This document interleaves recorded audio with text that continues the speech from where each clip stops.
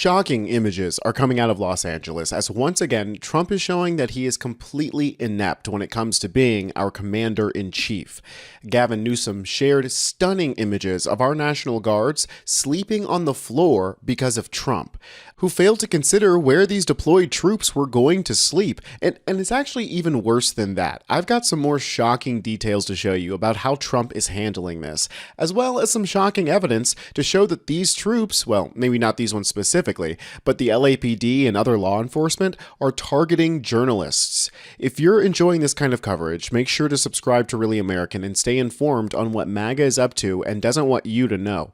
Despite threatening to send the military into Democratic states since before the election, Trump didn't seem to have thought at all about logistically how he was going to do it. The 500 troops that Trump deployed from Camp Pendleton find themselves without water, without food, and without a place to stay. Here's the headline from the San Francisco Chronicle: "Wildly unprepared, National Guard troops seen sleeping on floors in exclusive photos," leaving us with these shocking photos of our troops sleeping on the floor, getting some shut-eye before they confront citizens on the street. I'm sure if Trump had it his way, he'd force regular civilians to house these people, but luckily, we have a whole amendment just for that. So what's Trump's plan? Well, f*** them, leave them, let them fend for themselves. President Donald Trump's rush to deploy California National Guard troops to Los Angeles has left dozens of soldiers without adequate sleeping arrangements, forced to pack together in one or more federal buildings, resting on floors of what appear to be basements or loading docks, the Chronicle has learned. The state troops federalized by the Trump administration over the weekend to confront immigration protesters without the approval of Governor Gavin Newsom, which is hilarious because I thought states' rights was a core tenet of conservatives.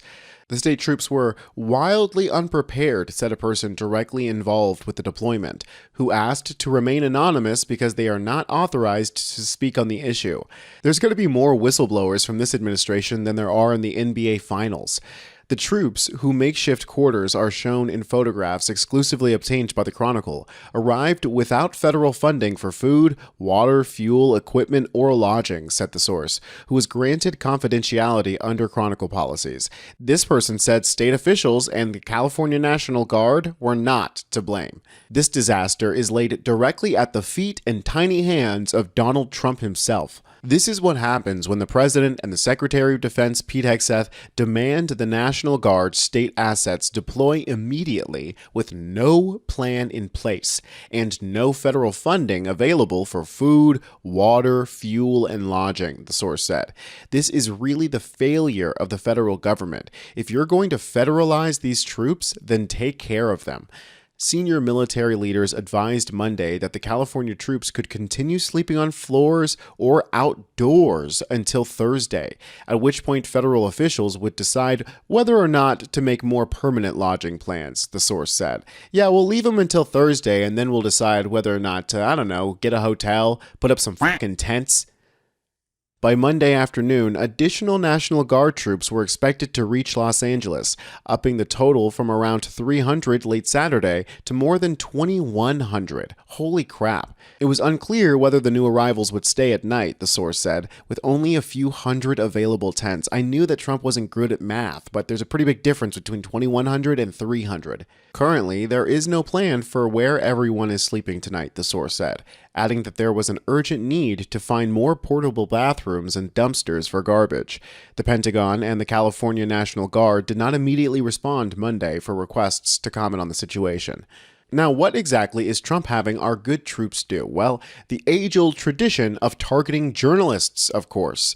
There have been a shocking number of videos surfacing over the weekend and today of media reporters, camera people being targeted by law enforcement. I'm sure you've all seen the video of this Australian reporter who was shot live on camera in the middle of her report, but that was just the most public example.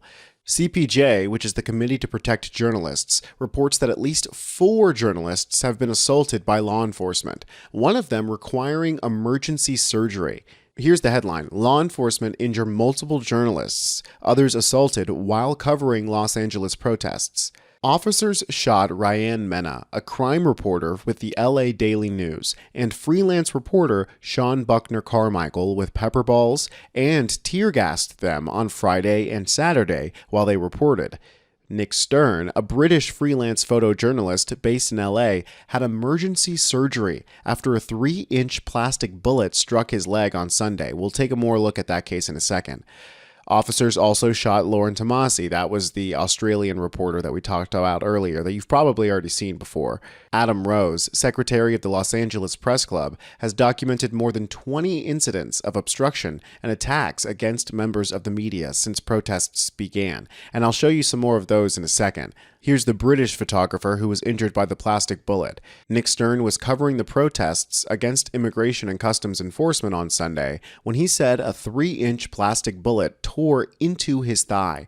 There was something hard sticking out the back of my leg, and my leg was getting wet from blood. Stern, originally from Hertfordshire before relocating to the US in 2007, also known as an immigrant, something that was totally normal before now, said he had been standing in the middle of the road all day taking photos. Then he was struck by the bullet. I suddenly got this terrific pain in my leg, he told BBC. I tried hobbling away, but I couldn't put any weight on my leg. Stern has a long history of covering protests and riots around the world and said he typically makes a point of being very deliberate and very obvious. I was out there wearing a press card around my neck, a big camera around my neck as well, he told the BBC. Despite the injury, Stern said he was eager to return to work. I intend, as soon as I am well enough, to get back out there, he said. Badass, man, dude. Good for you, dude. Go out there and report on this kind of stuff because they're doing this to scare people from reporting on it. This is too important and it needs documenting. This guy came here in 2007 and is yet more American than any of those MAGA fucking losers. Okay, so now I'm going to show you guys some clips of law enforcement sending less than lethal rounds towards folks who are practicing their First Amendment right to record in public. You guys tell me if any of these clips look deliberate to you.